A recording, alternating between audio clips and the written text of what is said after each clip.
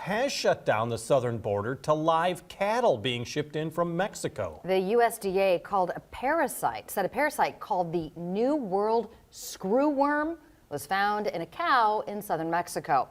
KCRG TV9's Brian Tabak spoke to an Iowa cattle farmer who says this is already having an impact locally. Brian? According to the USDA, the U.S. imports more than 1 million head of cattle each year. That's about 5% of the U.S. market. While this temporary hold went into effect before Thanksgiving, local farmers say they're already seeing an impact. Johnson County cattle farmer Steve Swanka is like many farmers, making sure his 100 head of cattle have all the food they need. But this week, he's also learning of a new challenge facing cattle farmers 3,700 miles south of here, the New World screwworm.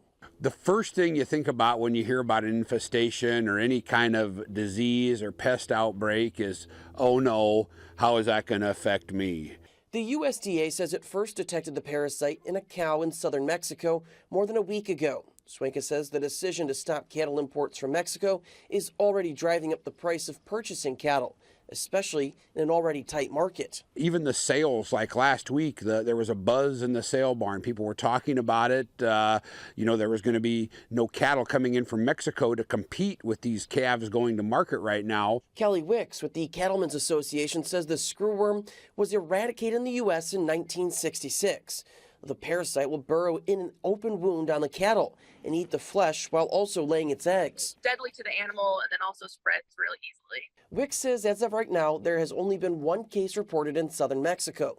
She says banning the sale in the U.S. is a safety measure to protect U.S. livestock as researchers and Mexican farmers get rid of the parasite. It's a sterile fly program. So they're actually working with Mexico to get sterile flies there to work on the eradication, which is exactly how the U.S. eradicated it in '66. Wicks says it's too early to tell how this will impact the price of beef. But as for Swanka, he likes how the situation's being handled. They did a very diligent job of stopping it in time before it was able to spread. The USDA says screwworms can infect more than just cattle. It can be found in other livestock, pets, wildlife, birds, and in rare cases, humans. In the studio, Brian Tabak, KCRG TV9 News.